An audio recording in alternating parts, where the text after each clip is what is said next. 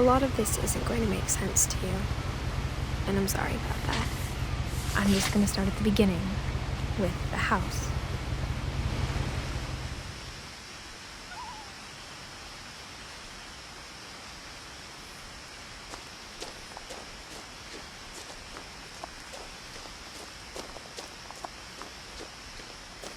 I lived here until I was 11, but I wasn't allowed inside half the rooms.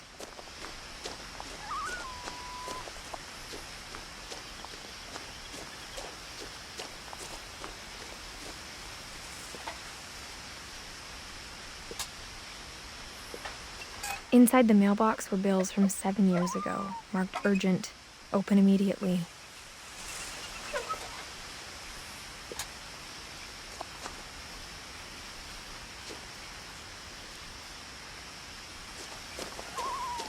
I hadn't been back since my brother Lewis's funeral.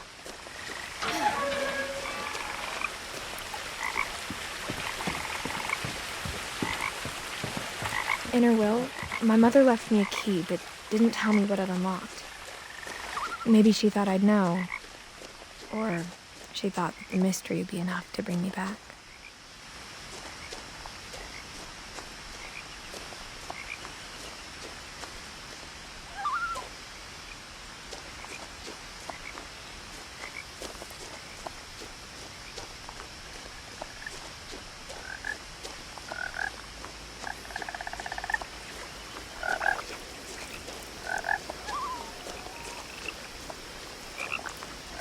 The truth is, even after I inherited the house, I never thought I'd come back to it. But now I had questions about my family that only the house knew the answers to. The woods around the house have always been uncomfortably silent, as if they're about to say something but never do.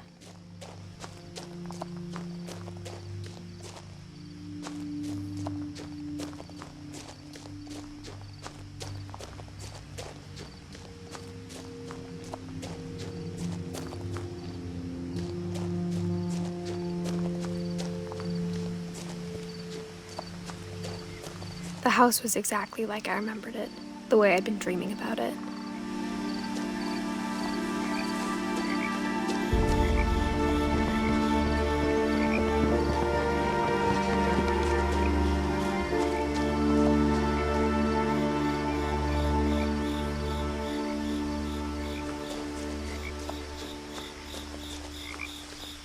As a child, the house made me uncomfortable in a way I couldn't put into words.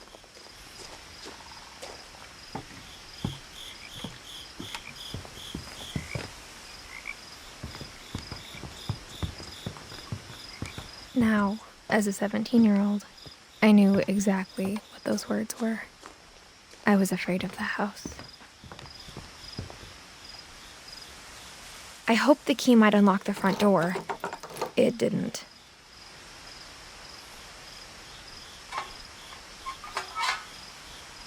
Looking in, I felt like the house itself had been waiting for me.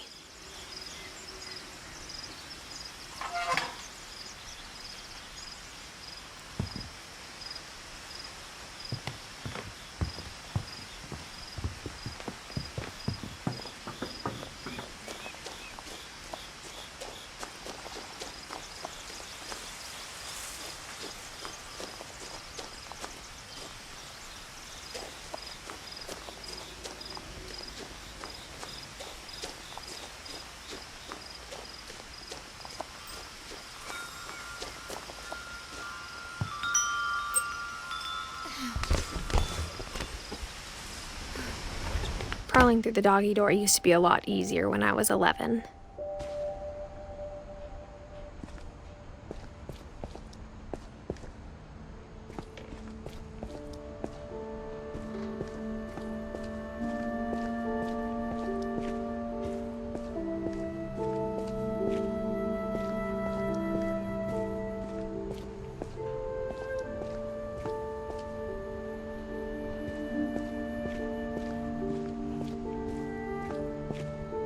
The power had been turned off the night we left. For the first time in years,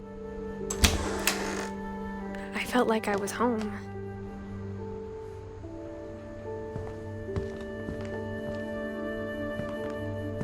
But instead of a family, there were just memories of one.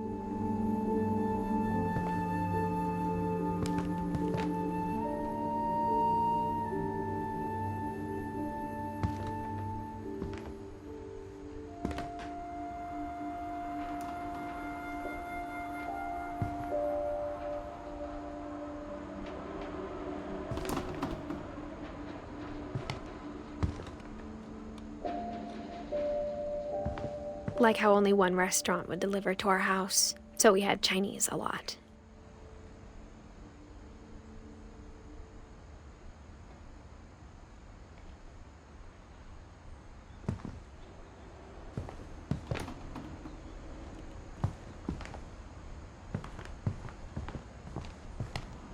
Or how after Louis started working at the cannery, we all got sick of eating salmon. Except our cat, Molly. Nothing in the house looked abnormal. There was just too much of it, like a smile with too many teeth.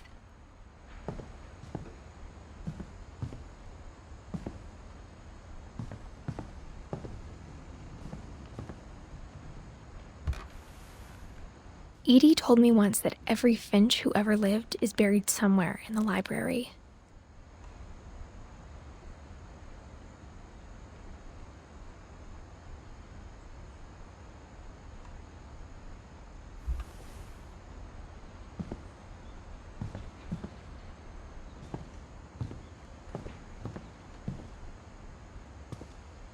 After Milton disappeared, Mom sealed up all the bedrooms. Then Edie retaliated and drilled peepholes.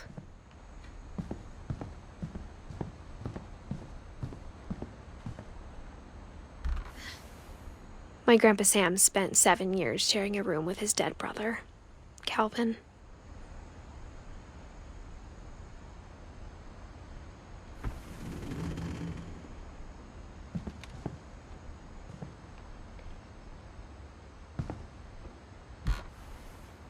As a kid, I just assumed every house had peepholes and sealed rooms you weren't allowed inside of.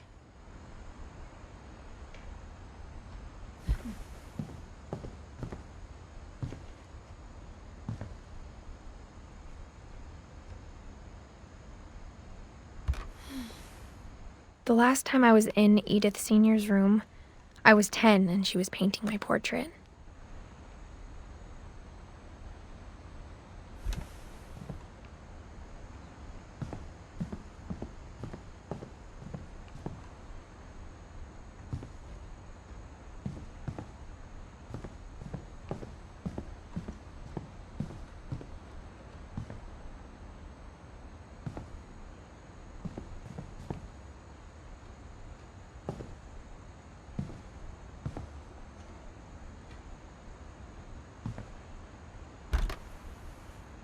Molly always seemed like a girl I could imagine being friends with, if she hadn't died in 1947.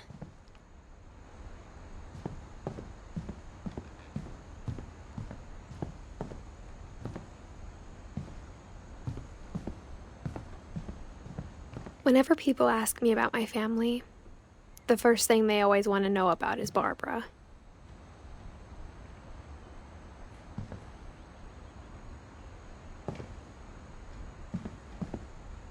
Edie's father, Odin, built the original house.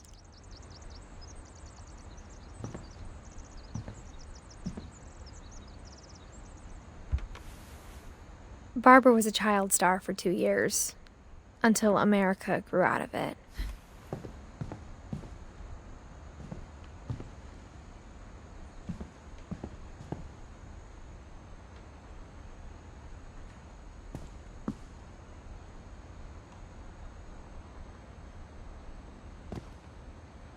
Mom must have locked the third-floor stairs on the night we left.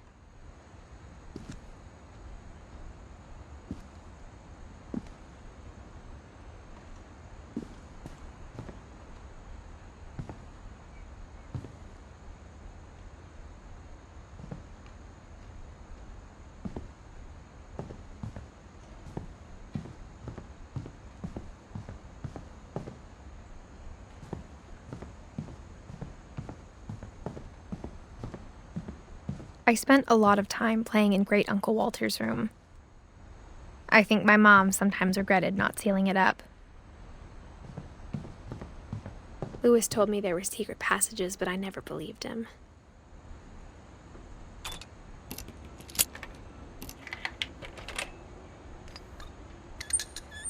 Turns out, my mom was really good at keeping secrets.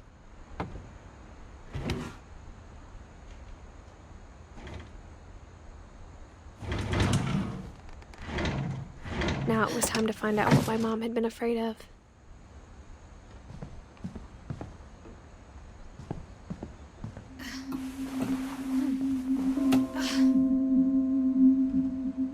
From the paintings on the wall, it was clear my brother Milton had been here before me. Reading this, maybe it sounds like I had a plan.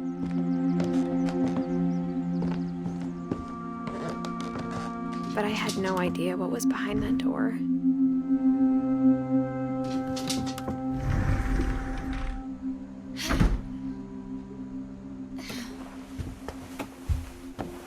Just like I had no idea where all this was gonna lead.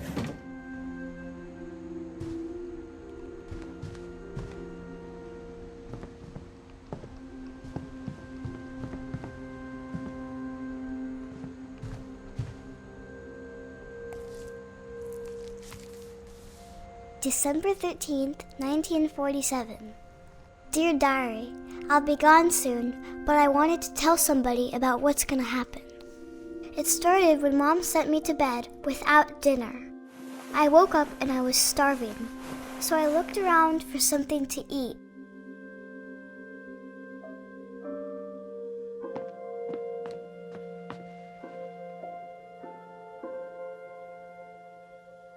The gerbil food was dry, but I didn't mind it.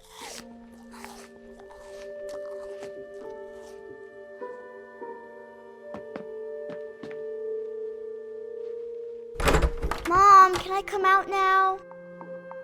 Sweetheart, it's late. Go to sleep.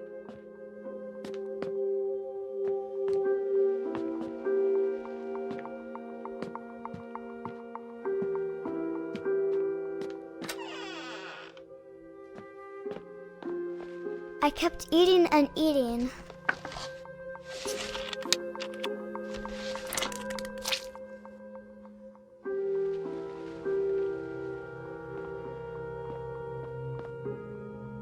I ate a lot of things that night.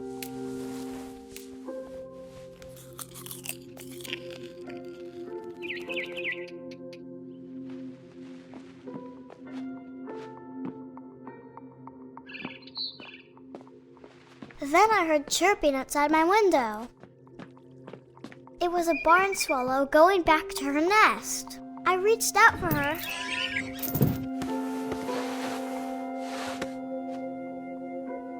And suddenly, I was a cat.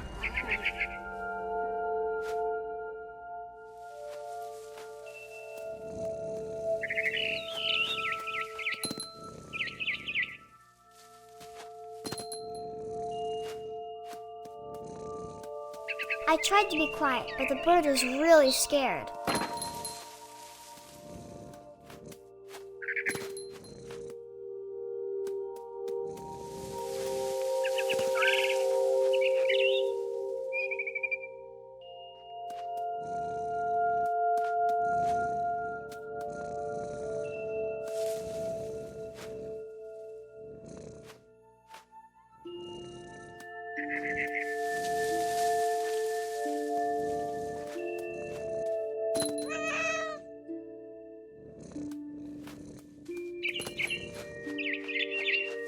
Mom and Dad didn't even look at me.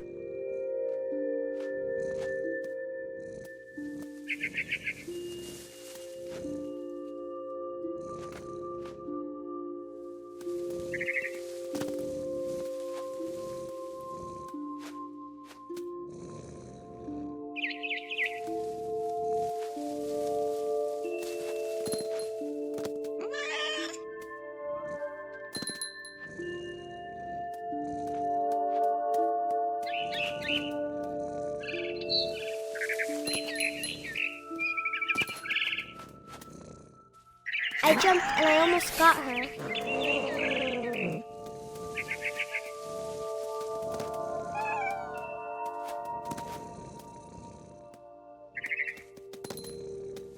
I could tell she was getting really tired.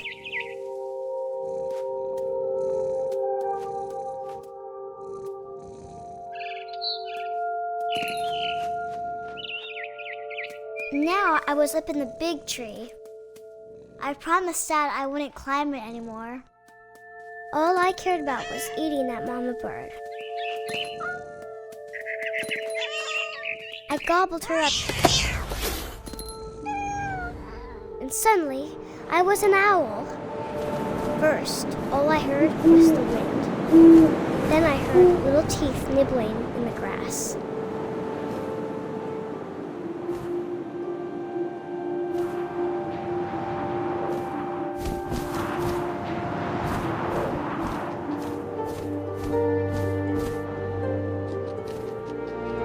Rabbits.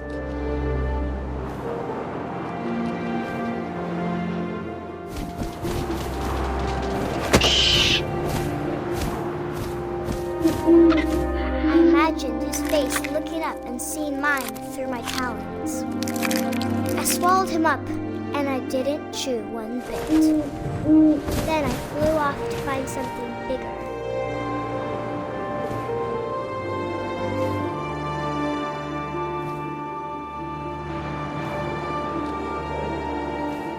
A mama rabbit.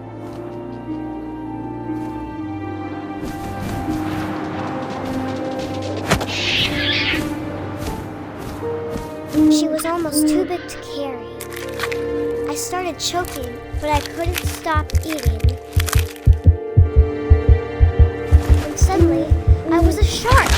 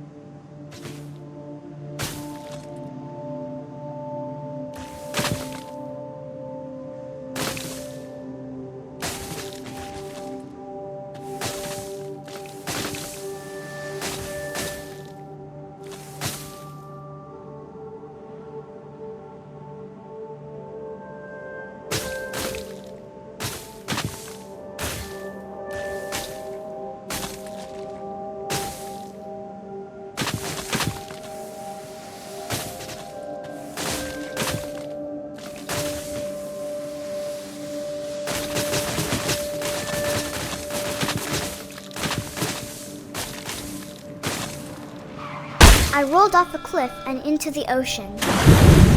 Now, I was hungrier than ever.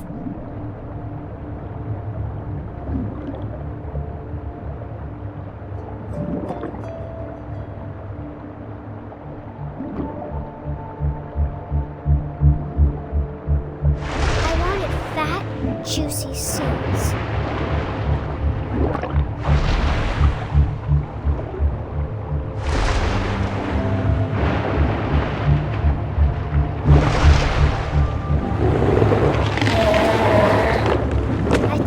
Her flipper, and it tasted really good.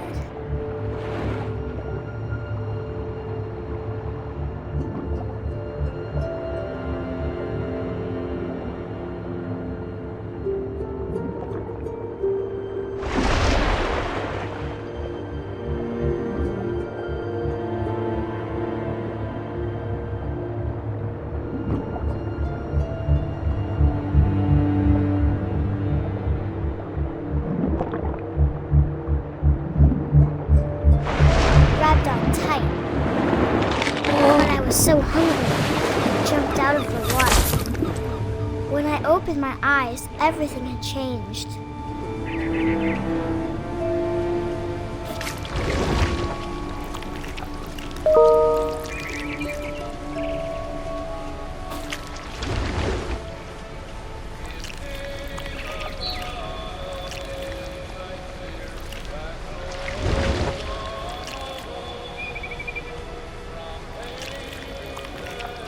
Now I was a monster, and I smelled people everywhere.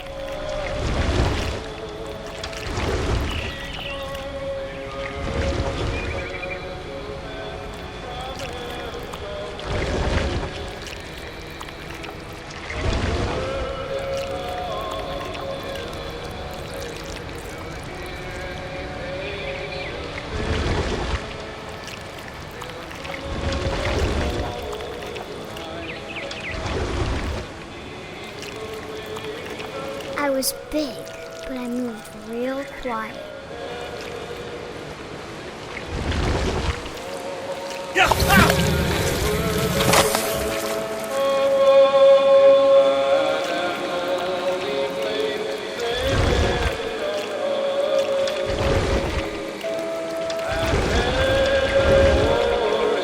I wanted to stop, but also I didn't.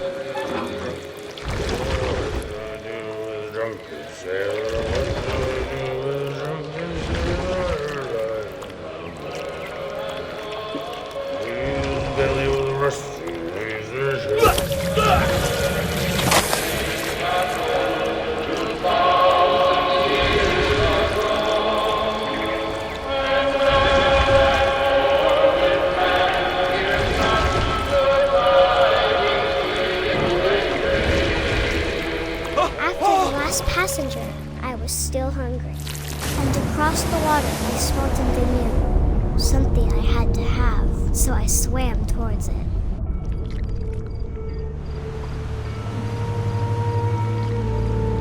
I slithered onto the sand, and the good smell went into an old pipe.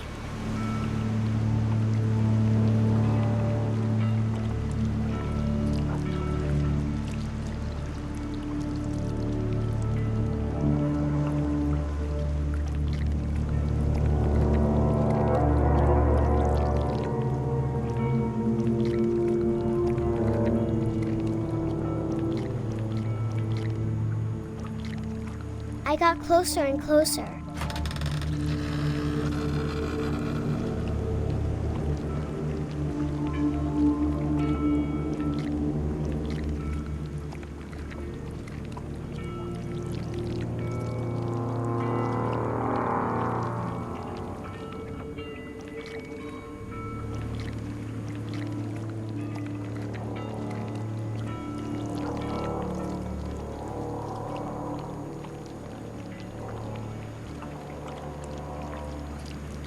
All my stomach started growling. And suddenly, I was me again. I held my breath for a long time, but I couldn't hear anything. I think it's waiting for me to fall asleep. But it's not going to wait much longer. It needs to feed, and we both know I will be delicious.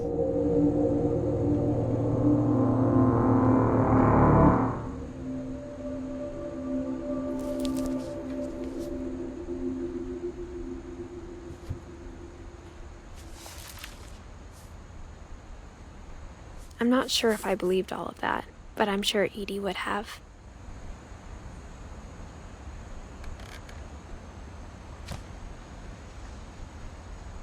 I got the sense Edie had spent a lot of time here, before my mom sealed the doors.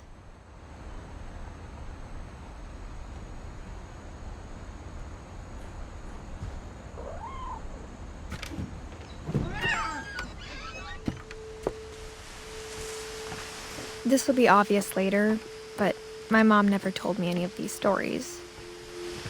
Edie would have, but Mom didn't like bringing up the past. Though, when we adopted a stray kitten, she was the one who named it Molly. I spent a lot of time in Great-Grandma Edie's room. Her room was like a museum. For 500 years, the Finches have been famous throughout Norway for their fortune and misfortune. Odin Finch buries the latest victims of the family curse, his wife Ingeborg and their newborn son, Johan. On January 7th, 1937, he set sail with his family and his house, hoping to leave the curse behind. But 40-foot waves off the coast of Washington send the house and Odin to the bottom of the sea. Odin's daughter Edie, with husband Sven and baby Molly, step ashore on their new home. Odin Finch is the first to be buried in the new family cemetery. His daughter Edie is already dreaming of a new Finch house.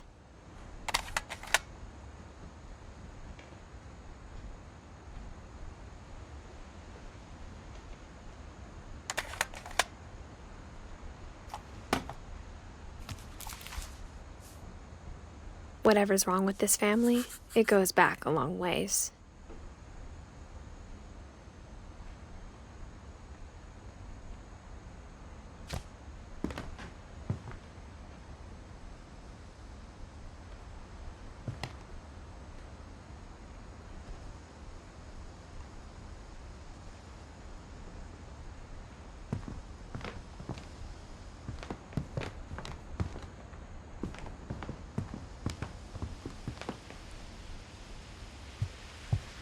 When Edie told people Sven was killed by a dragon, she could also have said he was building a dragon-shaped slide that collapsed. She could have, but she didn't. Even in her 90s, sometimes Edie seemed a lot younger than my mother.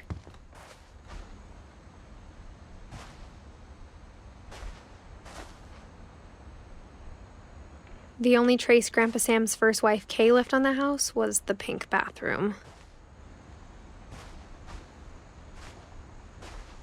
It was a pretty big trace.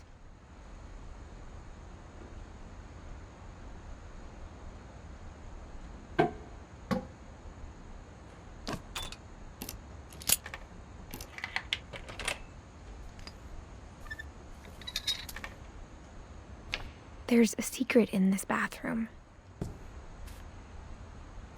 It's in the last place you would look. It isn't in the cupboard. It's hidden in this book.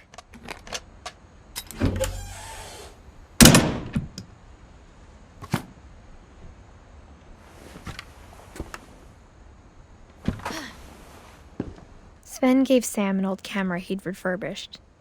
He never put it down.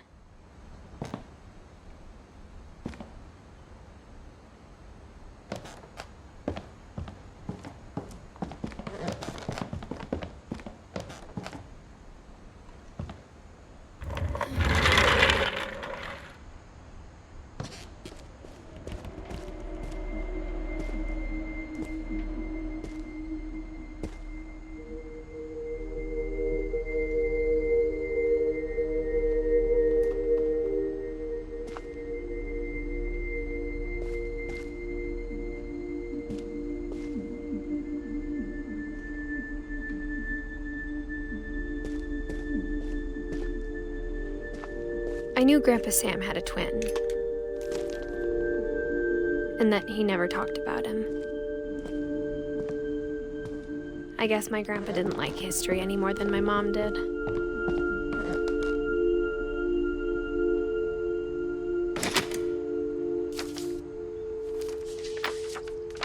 How I Want to Remember My Brother by Sam Finch. The thing I remember is that when he made up his mind, that was it.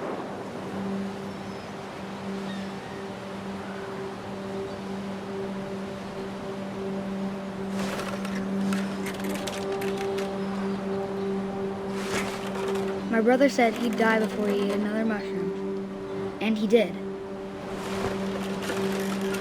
At Barbara's funeral, we swore we'd never be afraid again, and he wasn't.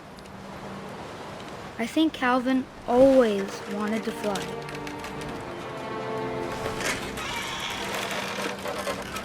Sam! Calvin! Dinner's ready! Coming! But that day, he finally made up his mind to do it. I told him going around was impossible. Maybe if I hadn't said that, Calvin! I'm not gonna tell you again! maybe if the wind hadn't picked up, then maybe he'd still be here. But I doubt it. I think he'd already made up his mind. That's what I want to remember about my brother.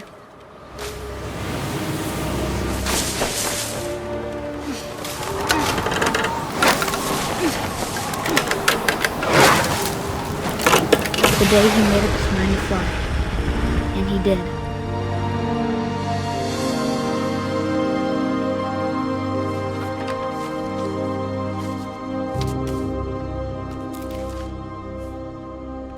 Calvin's story felt strangely familiar.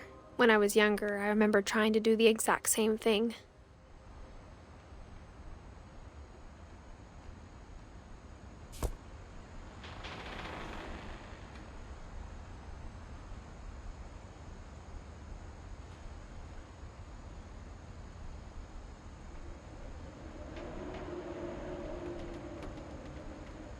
After the funeral, Edie roped off Calvin's half of the room. Mom said Grandpa Sam enlisted at 18 and never set foot in the room again.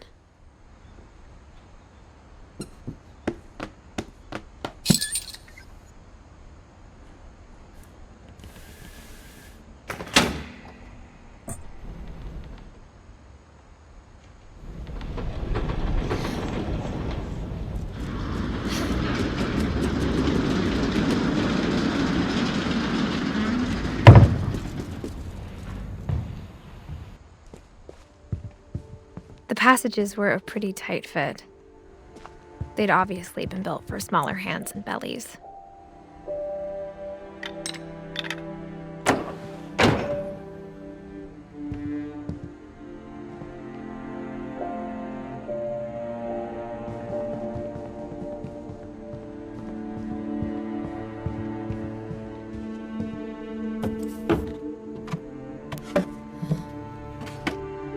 Growing up, I always thought of Barbara as a child star. I never thought about how hard it must have been for her afterwards.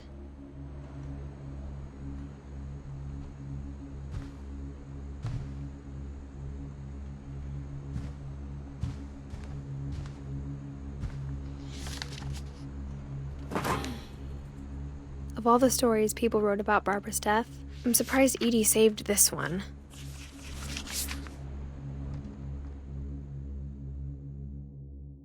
Old Jack here with another ghastly tale inspired by America's most unfortunate family. I'm calling it The Surprise Ending of Barbara Finch. As a child star, Barbara was famous for her scream. Now at 16, she was all washed up. A has-been. But in a lucky break, she'd been asked to perform her signature scream at a local convention for monster movie fans. It was just the boost her career needed. Unfortunately, her scream hadn't aged well. Getting better. I think you just need the right motivation. Her biggest fan and current boyfriend, Rick, was about to demonstrate when... Now that was a great scream. It was Barbara's father, Sven.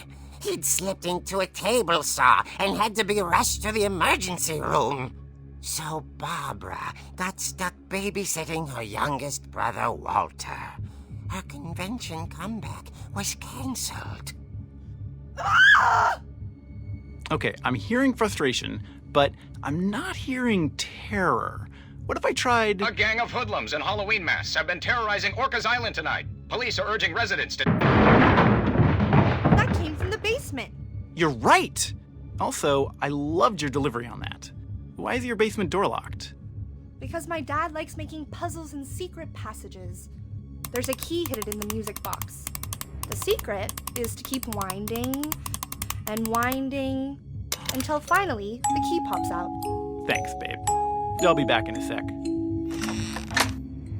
20 minutes later, Rick hadn't returned. So Barbara went to look for him, right on cue. She reached for the music box. And as she wound the key, she listened for Rick, but the house was silent.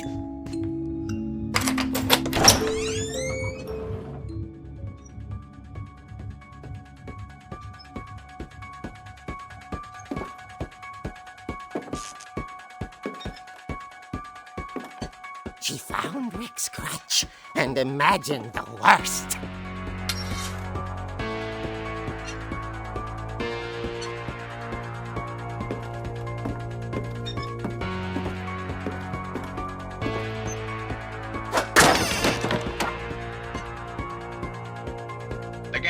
is the infamous Hookman killer, Dr. Carl Hamill, who impaled and then ate his family 10 years ago tonight.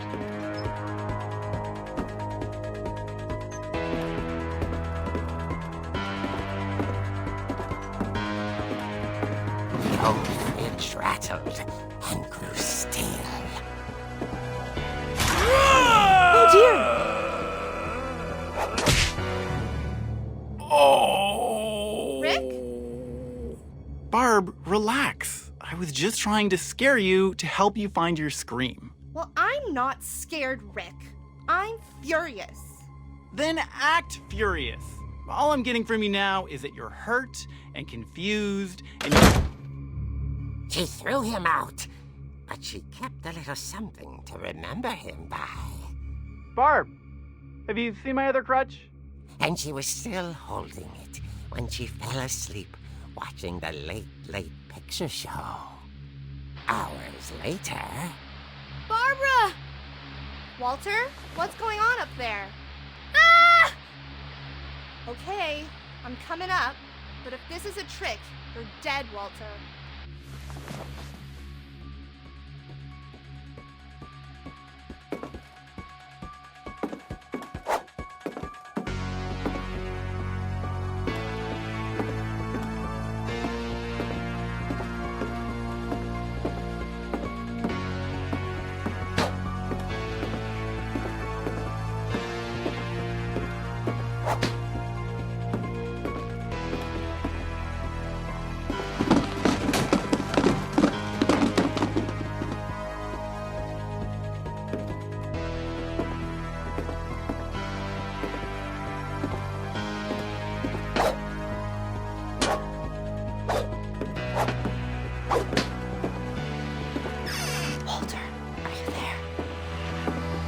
Walter vanished, but his bedside radio was still on.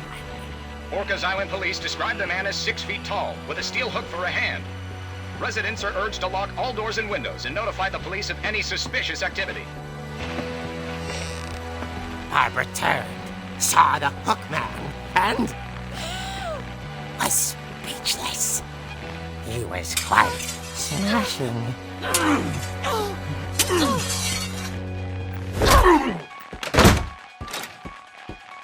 And he was. He couldn't get enough of Barbara. Okay, Barbara, there's gotta be another way out of here. That night, she played her part beautifully.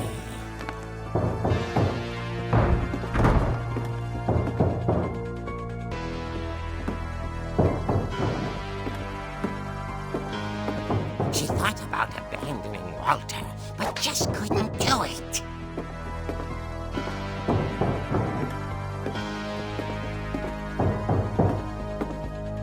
Molly's door hadn't been opened in years. The hinges groaned.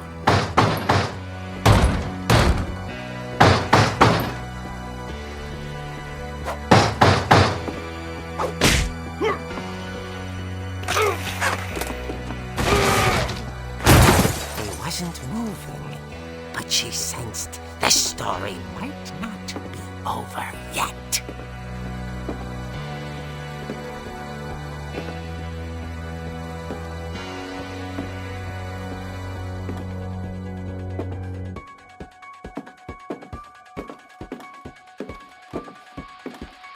The hookman had vanished. She listened for his breathing, but all she heard was...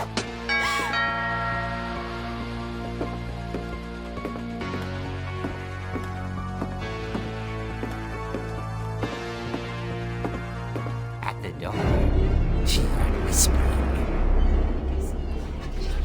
It was coming from inside the house.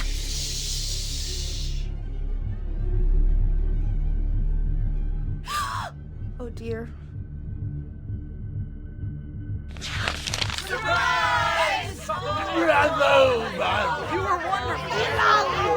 monsters had come to surprise her. For Barbara, it was a dream come true. Then she saw what kind of monsters they were, and she realized what was about to happen.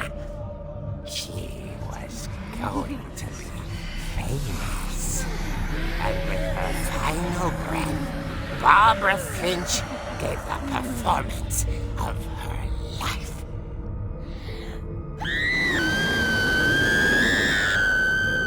I wasn't there myself, but I hear Barbara was magnificent.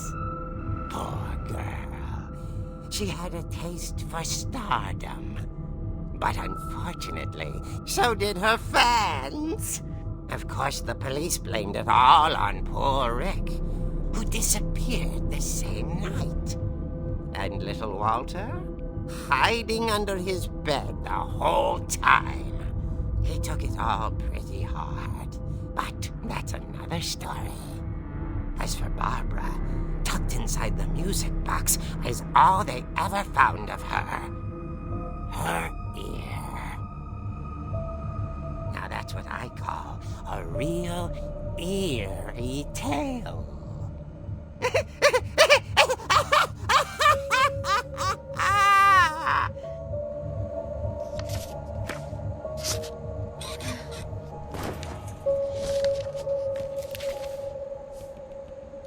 Edie told me all Barbara wanted was to be remembered, as absurd as that comic was. Maybe what Edie saw was a happy ending.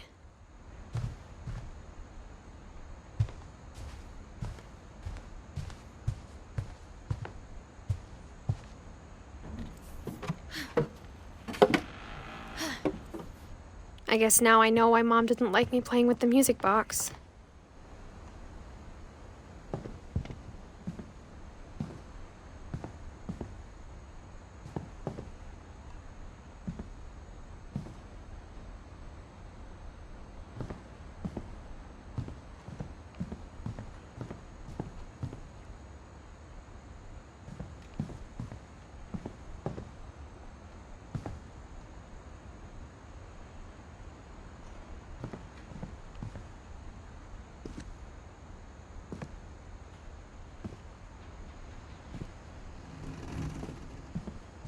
A lot of things got left behind in the whirlwind of that last night. My mom wasn't much of an optimist, but she never stopped believing that my brother Milton was alive.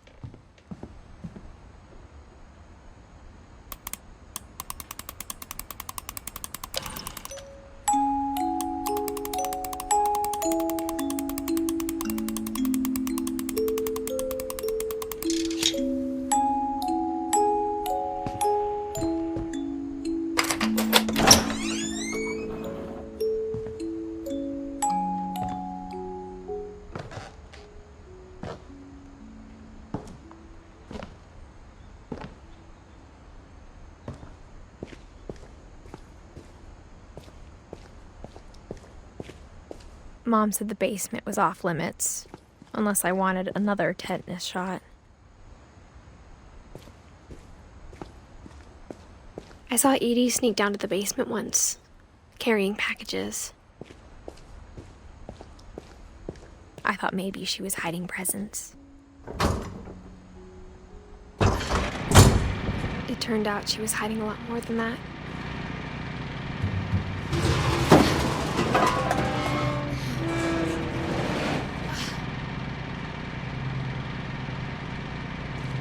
I remember asking Mom once about where Walter had gone. She said after Barbara died, he got as far away as he could. If there's a pattern in all these stories, I think it's that none of us has gotten very far.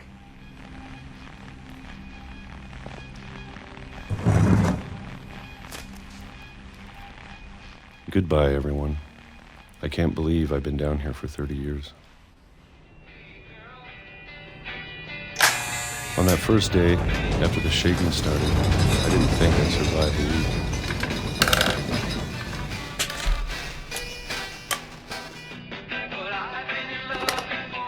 But after a few days, I settled into a routine. That's what kept me sane. Having a schedule living for today. I always expected to be dead tomorrow. But if you wait long enough, you get used to anything.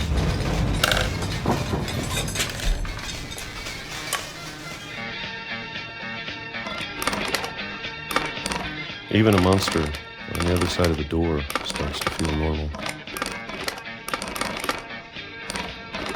Almost friendly.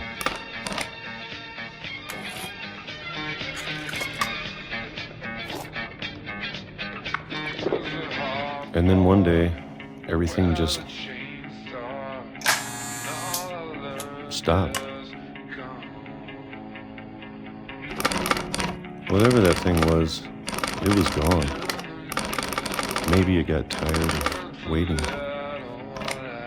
Or maybe I just got tired of being afraid.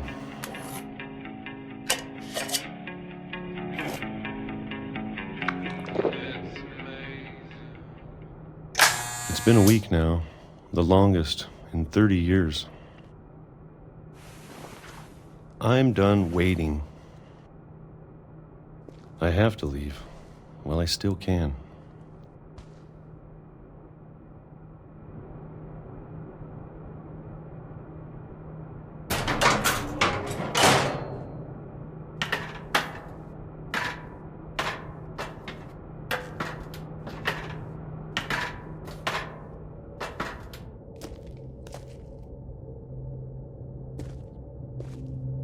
I know it's out there, somewhere. Whatever killed Barbara and Molly and Calvin. Maybe this is all a mistake. But I need to stop living the same day, even if it kills me.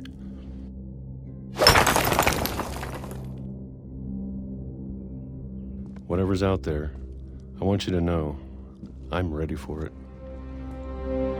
I'm going to appreciate all of it, especially the food.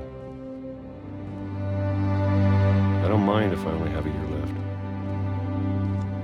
or a month, or a single week. I'd be happy with one new day. I can already imagine this.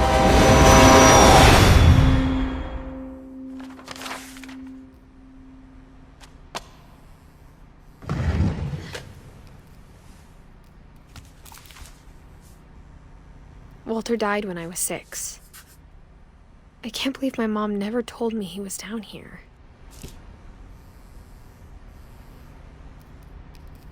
I'm sure my mom was trying to protect me.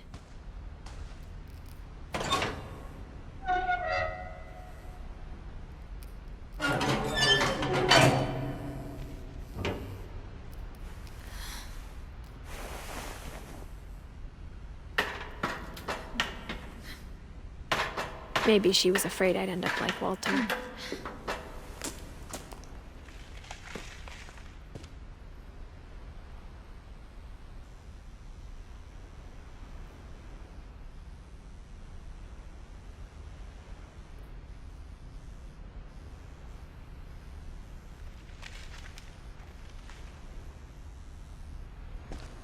But if she never told me about an uncle under the house,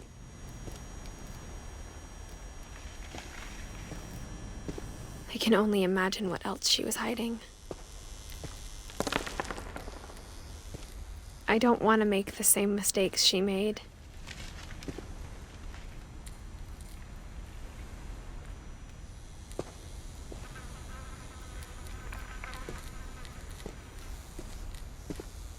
Trying to bury something that's still alive.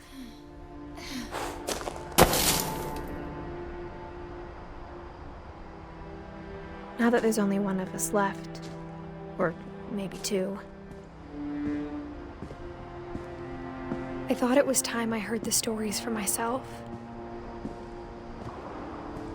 and found out what happened to everyone else. But now I'm worried the stories themselves might be the problem. Maybe we believed so much in a family curse, we made it real.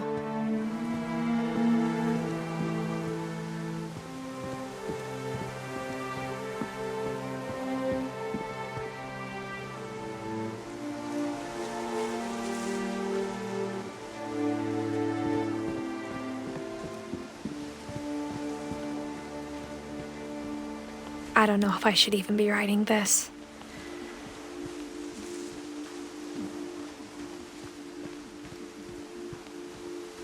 Maybe it'd be better if all this just died with me.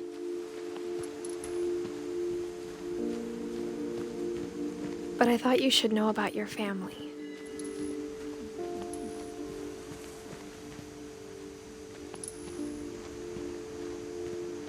And the history you're a part of.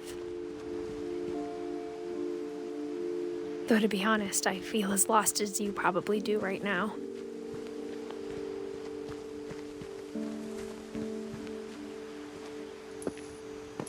I think the people in these stories believed them, for what that's worth.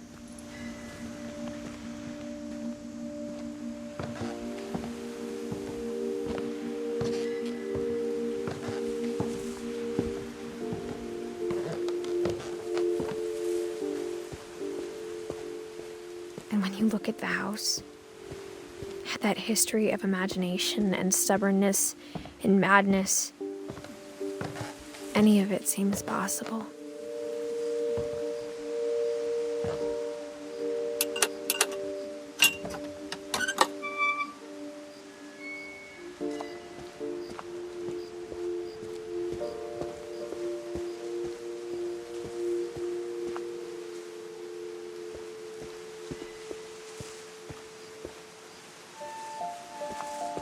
I think we've been surrounded by death for so long, we've just gotten used to it.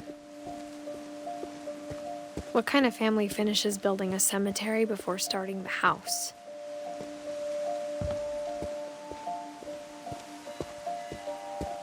It's embarrassing for me to admit this, but the pet cemetery made me more uncomfortable than the human one. 3 of the gerbils were mine, and 2 had been my fault.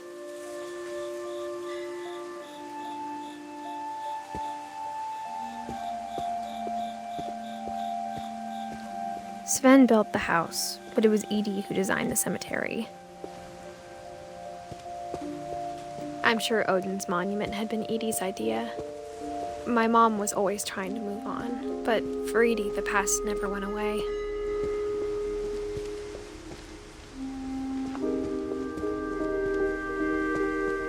She could see it poking out of the water at low tide.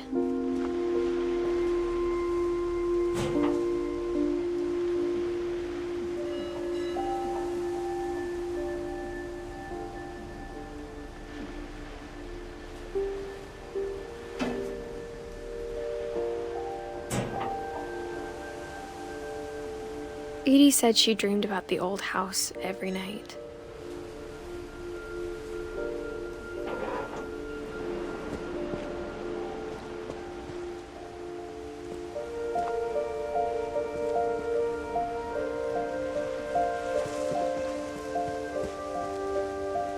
Edie's side was always easier for me to understand. But the older I get, the more I can see where my mom was coming from. She lost 2 of her brothers, just like I did. I get why she tried so hard to protect us. There's so many things I wish I could ask my mom now. Part of me thinks this is what she wanted all along. For me to come back someday and find everything out for myself.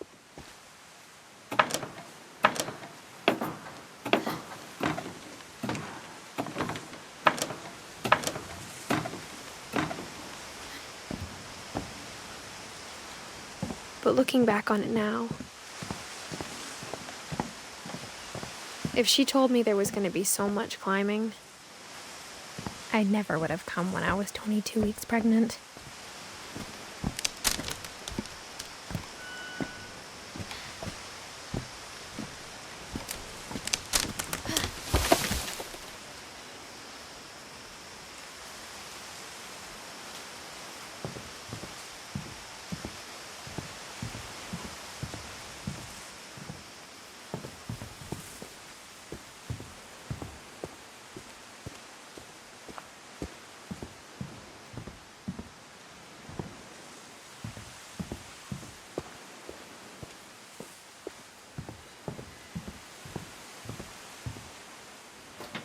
I never met Grandpa Sam, but I think he and my mom had a lot in common.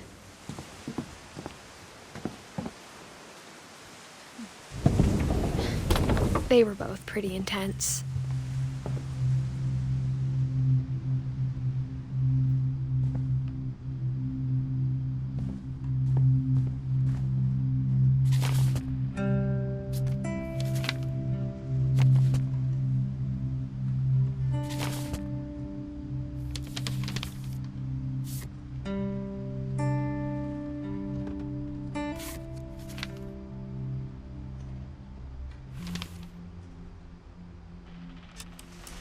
Dawn, I promise, you'll never forget this weekend.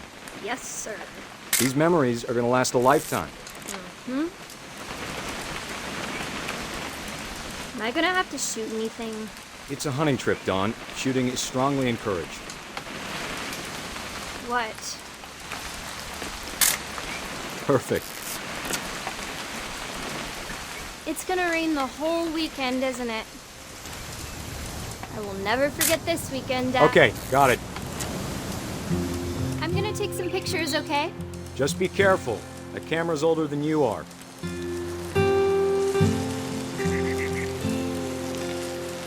Definitely should not have drunk all that coffee. You're right, Dad. It's starting to clear up. Hey! That's a keeper. Nothing quite like being outside. I'm just saying, I'm not always gonna be here, Dawn. You'll need to remember this stuff, if you want to survive. I'll be fine, Dad. You know who else thought he was gonna be fine? Some guy who died. Dawn, I'm being serious. I know, Dad. You're always serious.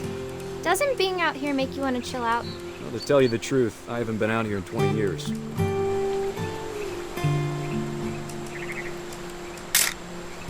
Dawn, don't you think you could find something more interesting to photograph? Last time I was with my brother Calvin. Man, that was a great trip. Your grandpa Sven taught us how to fish, how to build a fire. We found an old logging trail. There were deer everywhere. I bet if I could remember where that trail was, we'd spot a buck for you in no time.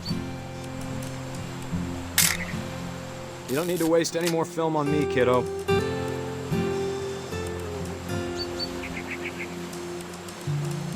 Give me a minute to check the map.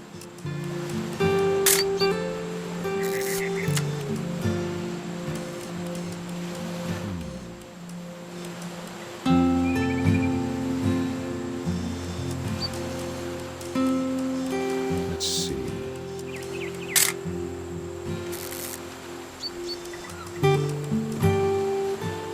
Maybe.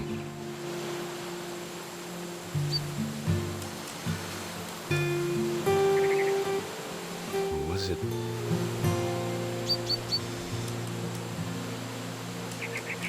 It could have been.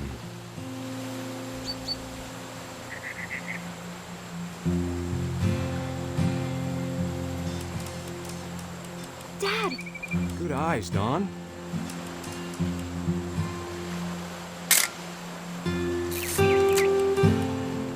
Before you take the shot, let me get a picture of you. Dad, I... Just... Let me get behind you. Do I have to do this? Dawn, you don't have to do anything. But if you want to survive, you'll need to be strong. Great shot, Dawn!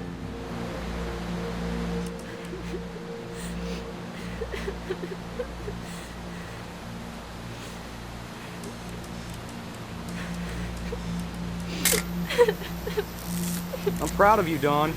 Always remember that, okay?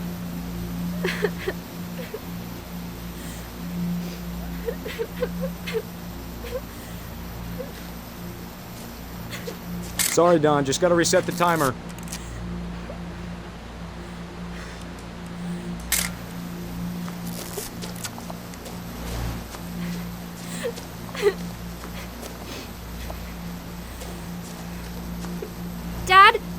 It's twitching. I think That's it's totally normal, Dawn. Just focus on the camera. Try not to think about... Dad!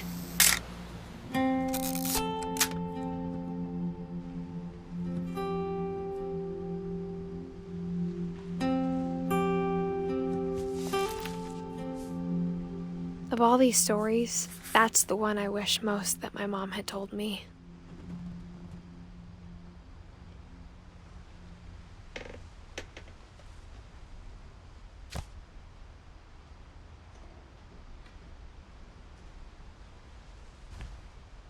Sam spent his life shooting photos, but Mom said he got nervous being in front of the camera. I guess we're all afraid of something.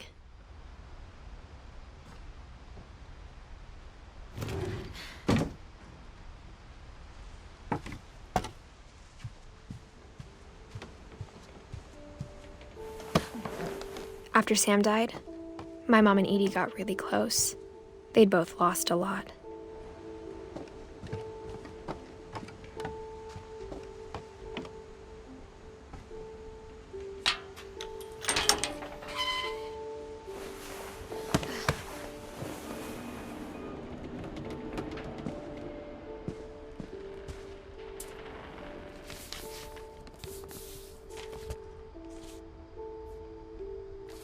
Dear Kay, do you remember the way Gregory used to laugh when he thought he was alone? Like something funny was happening, but only he could see it. I think he saw things the rest of us don't.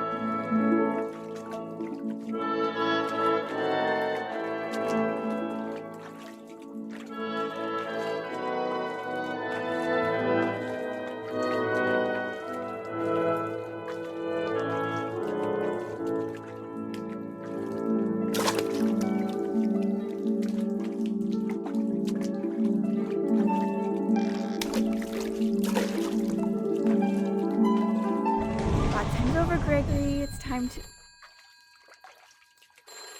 Hold on, sweetie. Hello? Sam, I told you I don't want to talk right now. I wonder what he saw.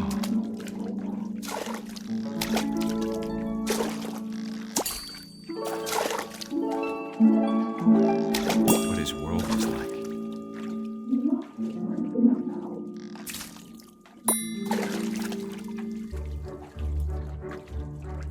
He reminded me so much of Calvin.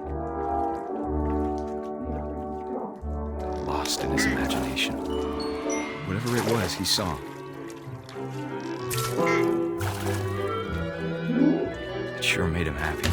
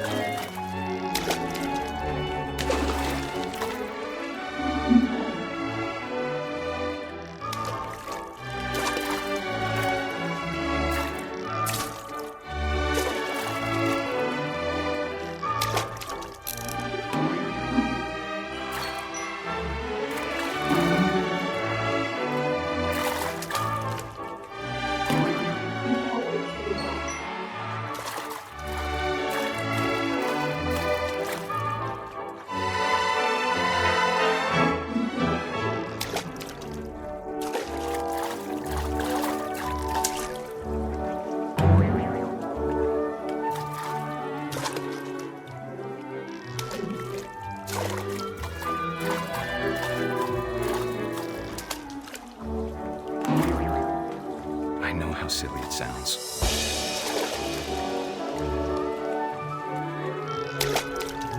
But I worried about a baby being too happy. But I could feel him slipping away. Sorry about that, Gregory.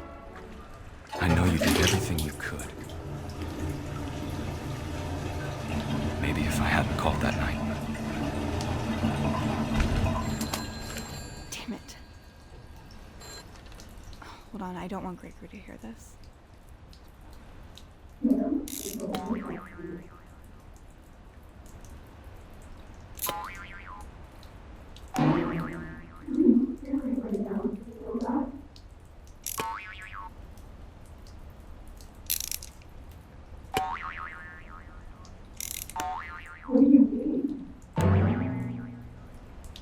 she could have told us about the world he saw.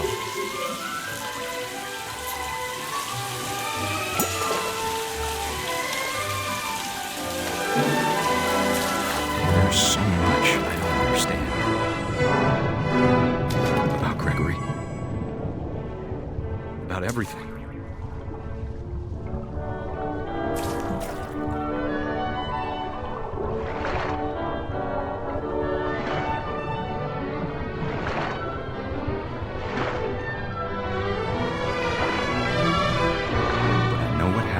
Wasn't your fault.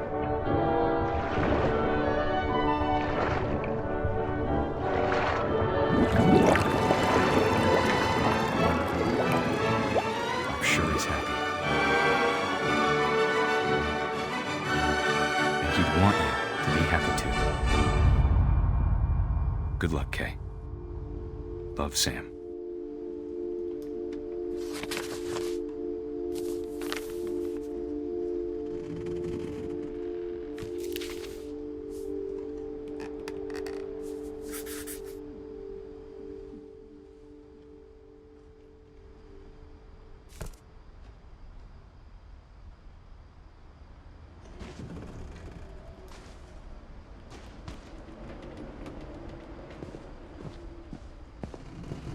I can't imagine my mom ever writing poetry, and yet... A poem for Gus, who always said the wedding was a bad idea. Our father never hit us kids, at least not very hard, before the day my brother said with teenage disregard that he'd be dead before he'd see a wedding in our yard.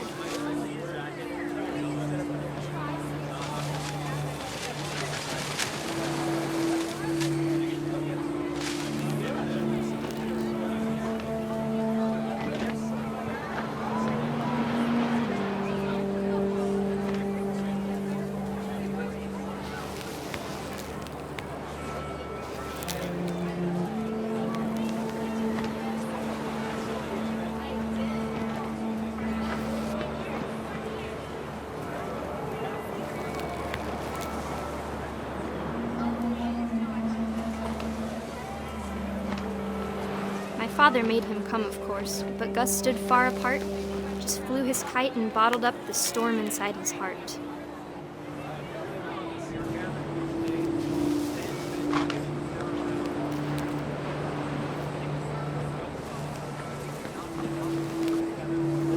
I tried to talk him out of it, but though he'd never met her, "We don't need a stepmom," were the words that I now pronounce you husband and wife. You may kiss the bride.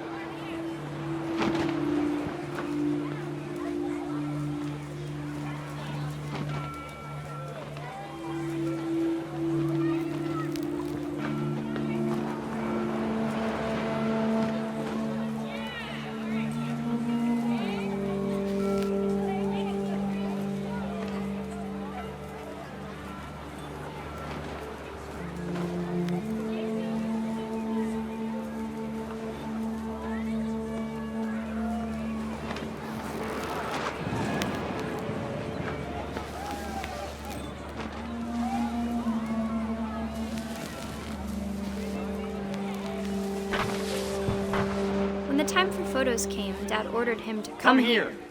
But Gus declined, and as a sign held up his middle finger.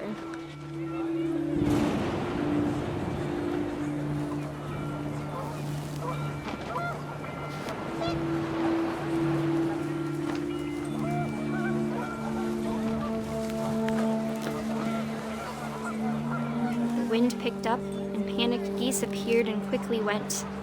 But all the humans did that day was go inside the tent.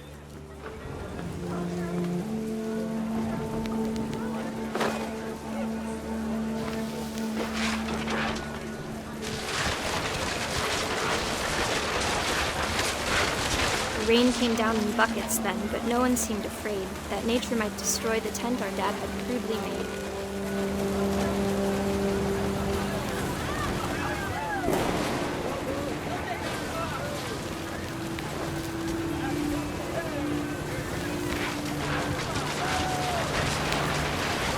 The thunder sounded much too close and full of angry power, but all my father said to this was, "Make the music louder."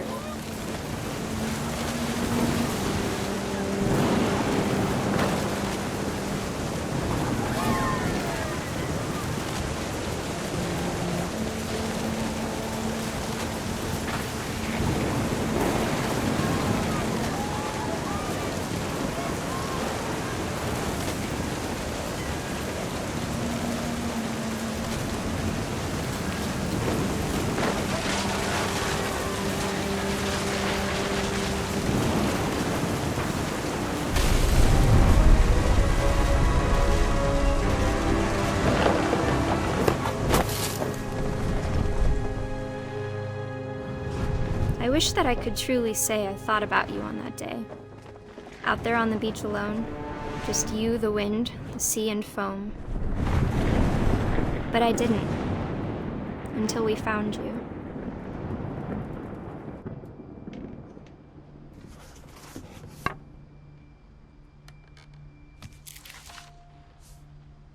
She never talked about him, but Mom told me once if I was a boy, they were going to name me Gus.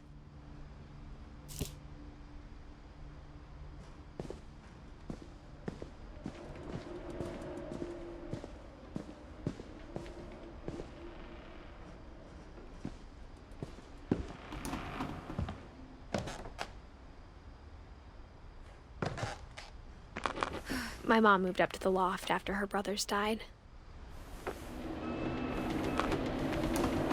At the time, it was as far away as she could get.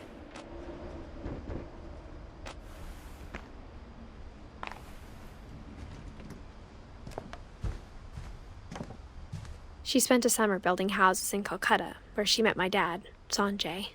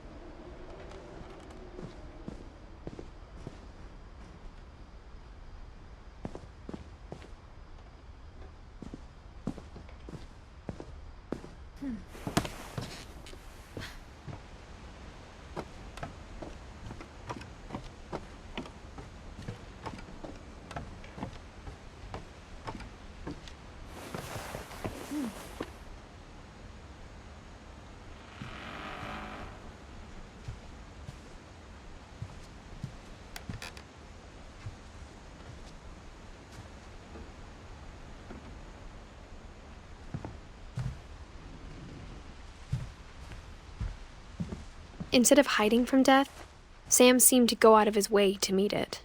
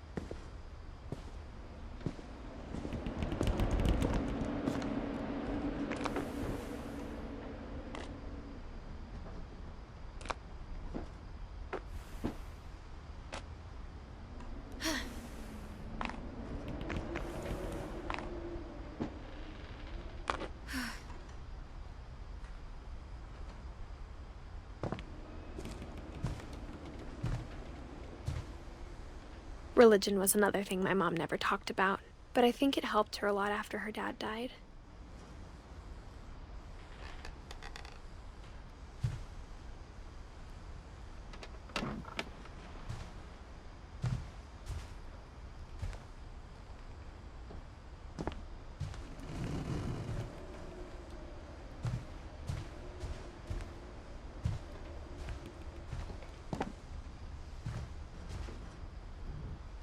My mom moved to India a week after graduation and got a job teaching English. Louis was born a year later.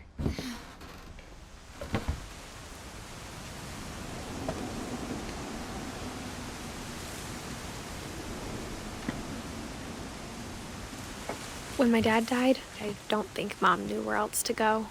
I'm sure Edie was happy to have her back.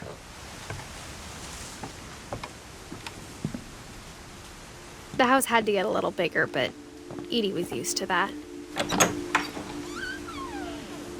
And for a while, things were good.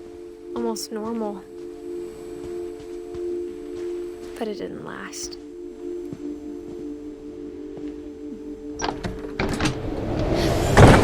The beginning of the end was Milton's 10th birthday, when Edie gave him a castle. After Milton disappeared, the only thing he left behind was a room full of paintings.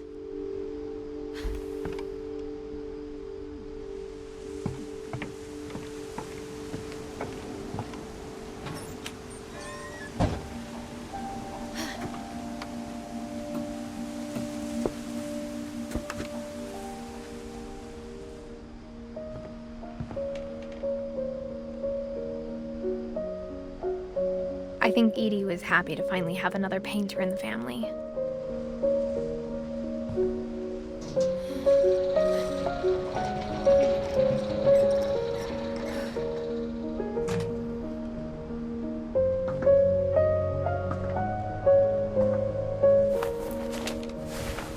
Milton Finch in The Magic Paintbrush.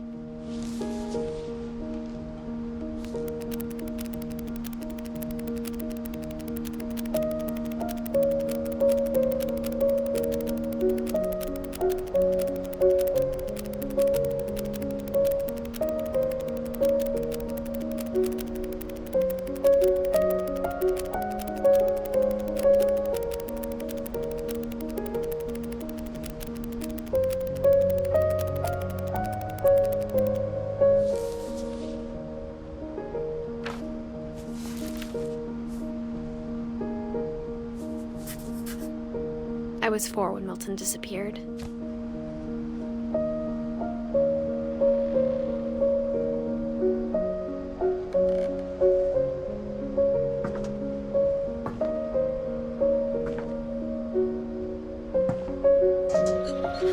Mom spent months searching for my brother. Then she sealed the doors.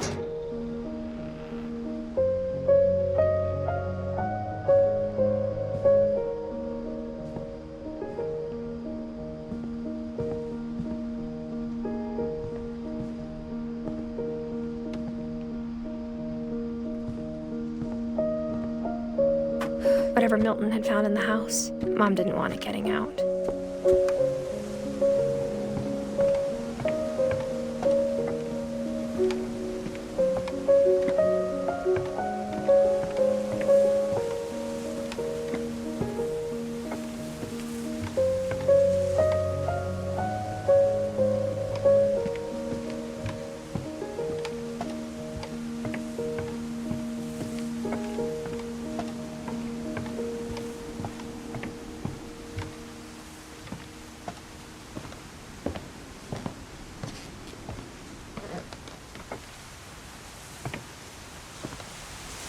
Mom definitely blamed Edie, but I think Louis blamed himself. After he graduated, he just spent more and more time in his room, until Mom got him a job at the cannery.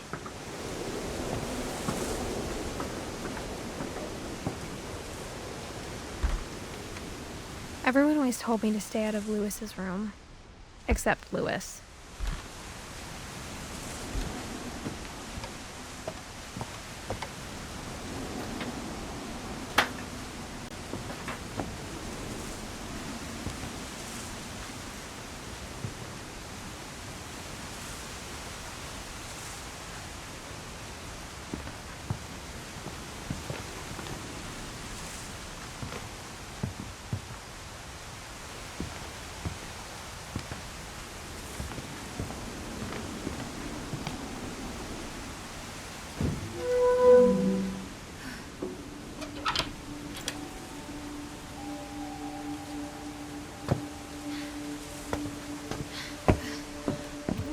Lewis's room smelled very, very familiar.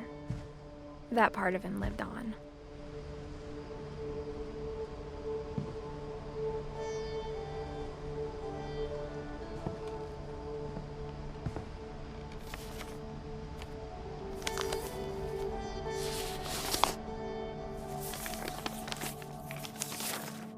Dear Mrs. Finch, as Lewis's psychiatrist, I can understand your desire for an explanation.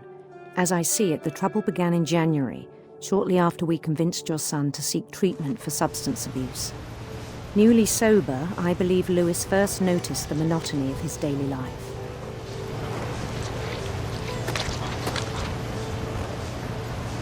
He kept working at the cannery, but he withdrew part of himself.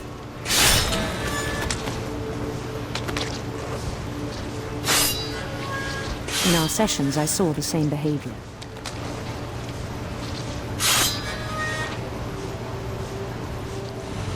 His mind began to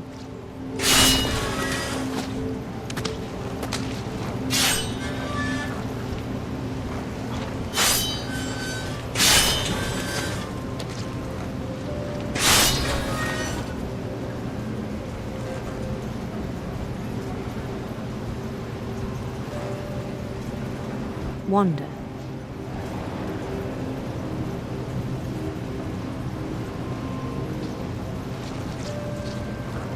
I asked him to describe it.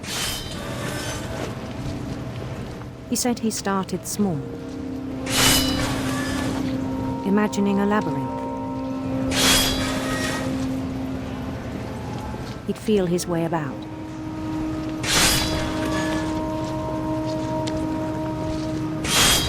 Then something moved. Bats and toads.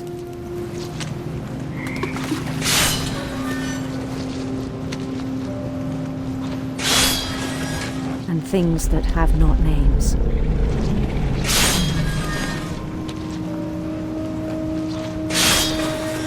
He knew it was all in his head.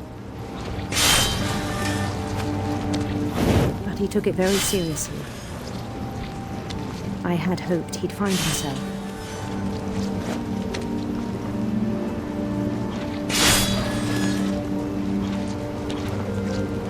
But he found something more.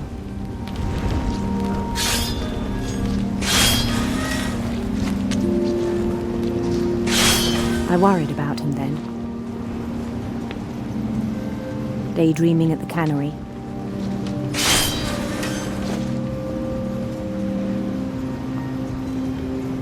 I spoke with his boss.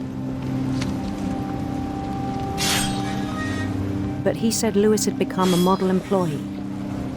Methodical, tireless, focused. Like a whole new Lewis.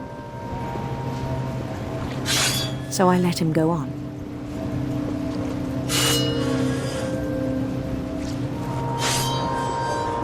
I even encouraged him. It seemed very promising at first. He told me he'd made a new friend.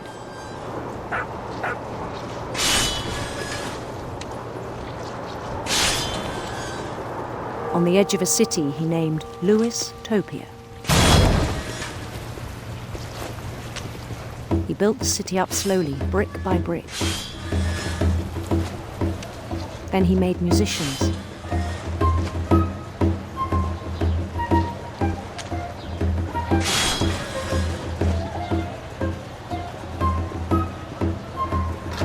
And songs for them to play. He talked about starting a band. And he was always humming something. Every day his imagination grew stronger.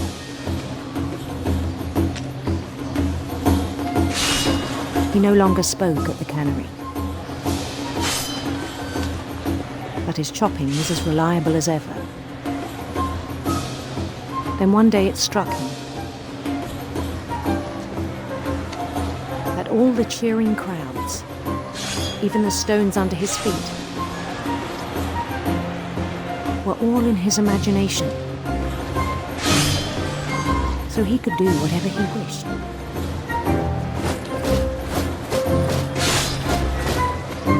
He held an election for mayor, and he won. They begged him to stay, but his mind was already wandering. It became a game for him.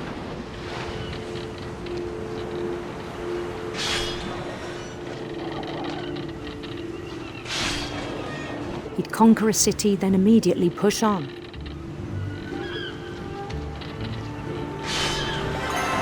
New Louisville.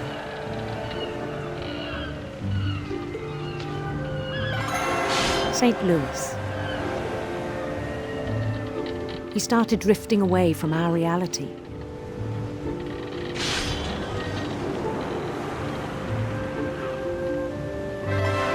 Minneapolis. Until one day he forgot to go home from the cannery.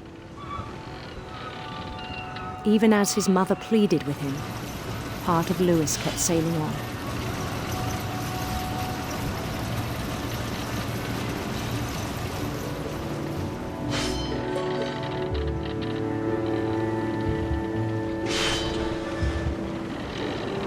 In Louisburg, he heard rumors of a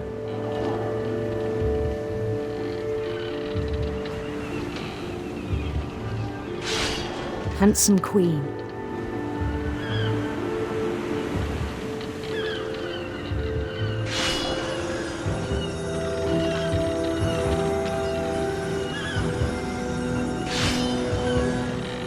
The queen was on her own quest for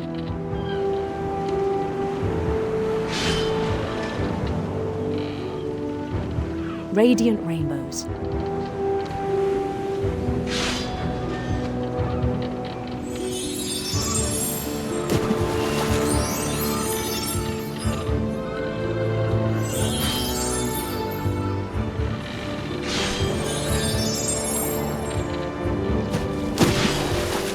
He followed the sound of her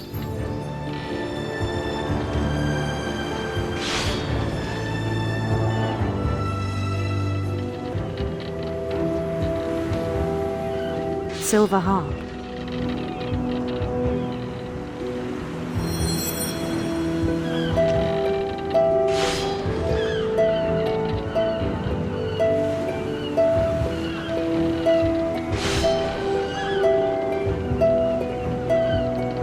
His chase led him to a golden palace east of the sun and west of the moon. Even then, his logic remained sound. He knew the world was all in his imagination.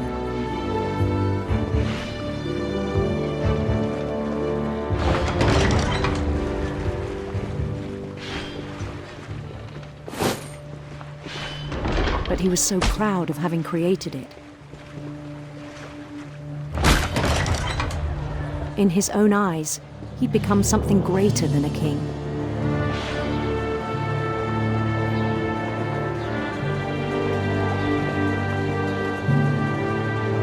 For someone who'd never known success in the real world, I think it was overwhelming.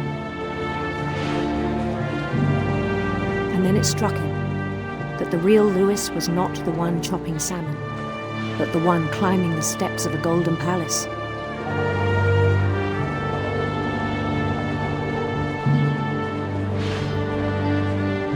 My imagination is as real as my body, he told me. It was hard to argue with him.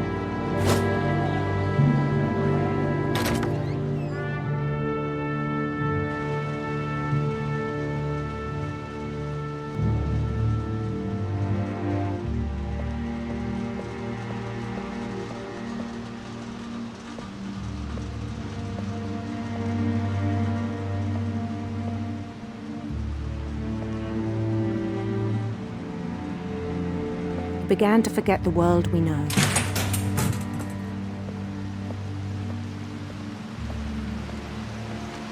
I think it pained him to remember Louis, the cannery worker.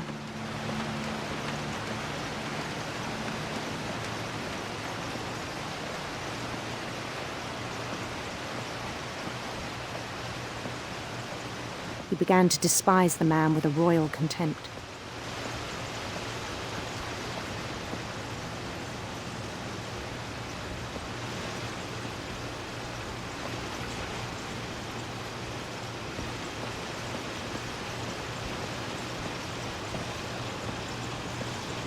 I still thought I could save him. Even after he said he was being crowned king over all the lands of wonder. The palace would be packed with his companions.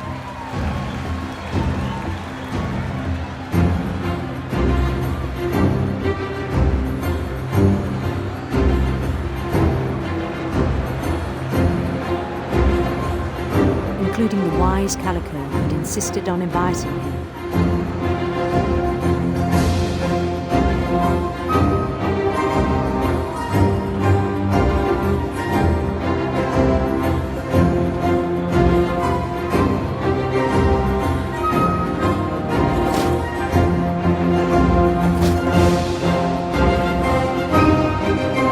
His queen waited, holding his crown.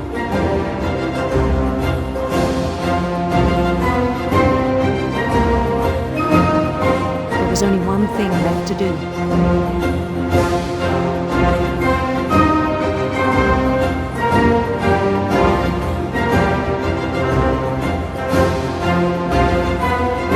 Bend down his head.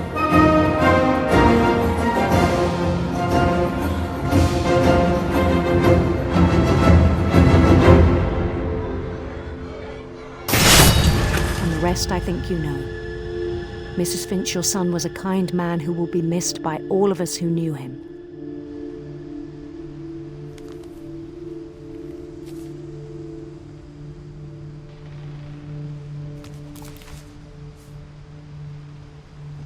My brother was really cool. I wish you could have met him.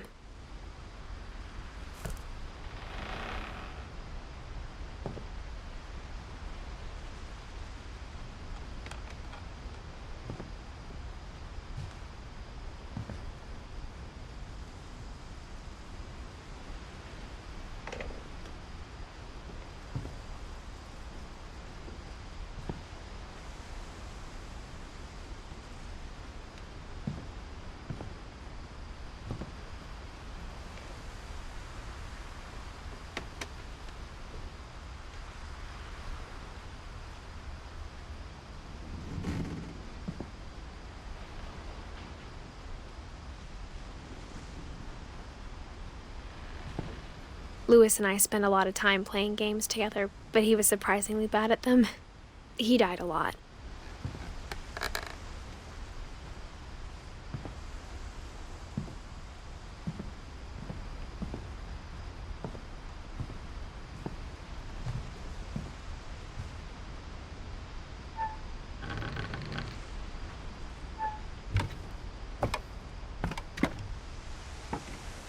On the way back from Lewis's funeral, my mom told me to start packing. She waited until the day before we left to tell Edie. I'm not sure if she wanted to make it easier or harder.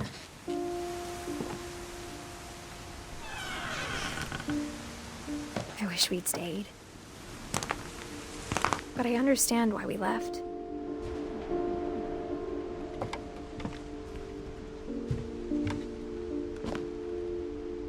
My mom ended up leaving everything behind. What happened that night had been coming for a long time. Maybe it should have come sooner.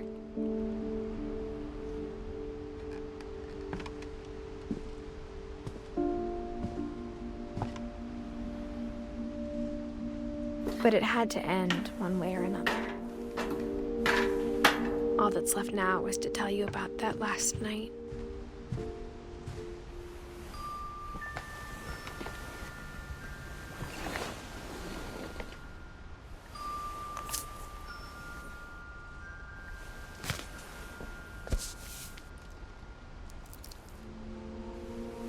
That whole last day, Edie just watched us pack and didn't say a word.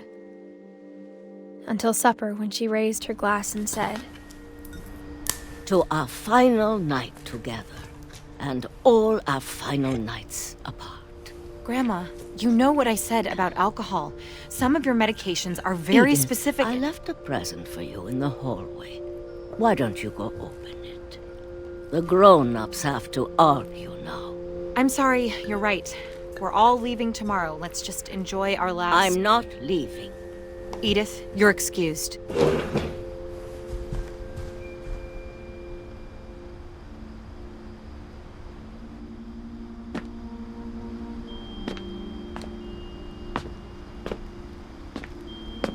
The power had been shut off that morning, but Edie always had plenty of candles.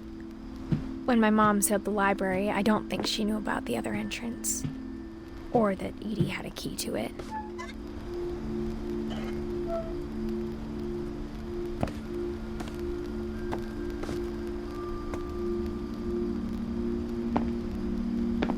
That thing you're afraid of isn't going to end when you leave the house.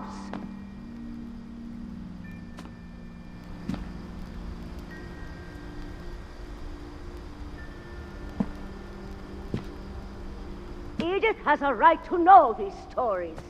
My children are dead because of your stories. I think it's best if Edith and I leave tonight. We'll have the nursing home send a van for you in the morning, okay?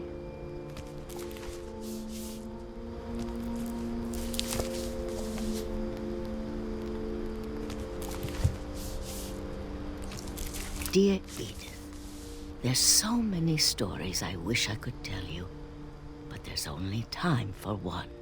This is about what happened on the night you were born. That night, the tide went way, way out.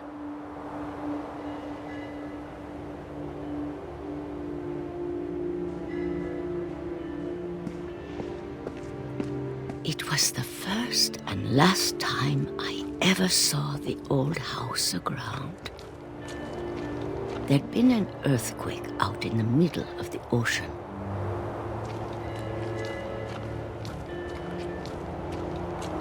They called it the lowest tide in 1,000 years. God, it smelled awful. You know, I've seen that house every day of my life.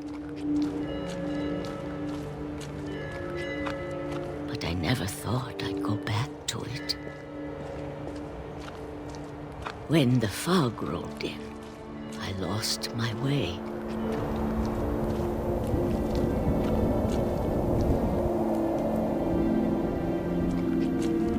I got turned around.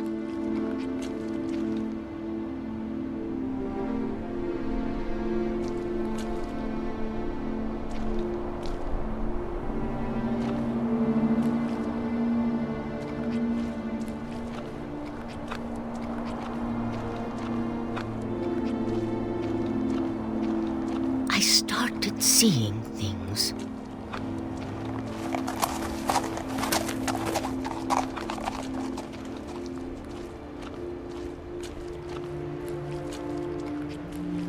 Things I'd forgotten had ever existed.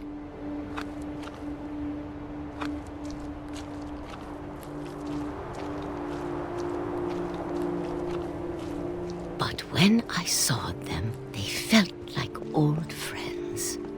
That night, a lot of things came back to me. Or maybe I came back to them.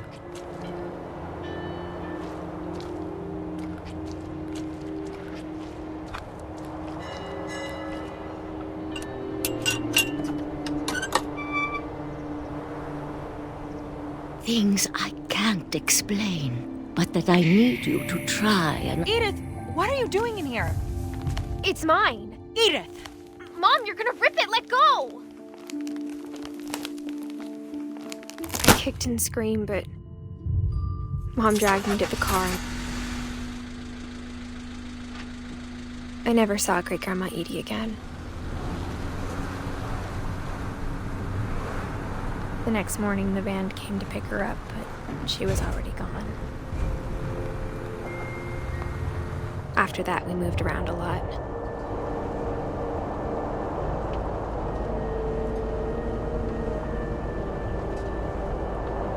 We both tried to make the best of it.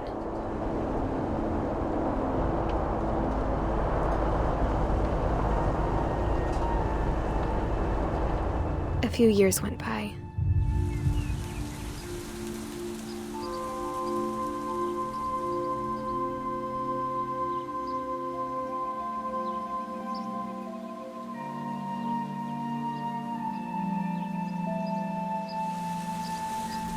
My mom didn't like to talk about it,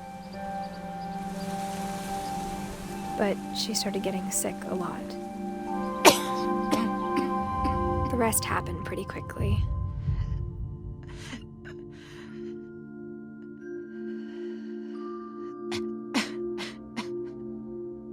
She got better for a while,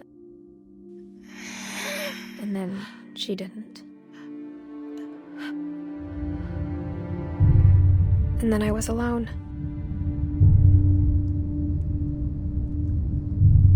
The last Finch left alive.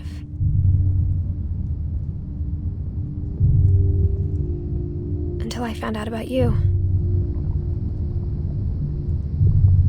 I'm still not sure what to tell you about all this. If we lived forever, maybe we'd have time to understand things. But as it is, I think the best we can do is try to open our eyes and appreciate how strange and brief all of this is. This journal was supposed to be for you.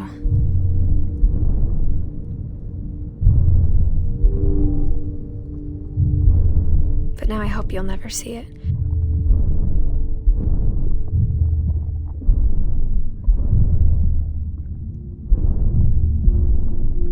I just want to meet you and tell you all these stories myself. But I guess if you're reading this now, things didn't work out that way.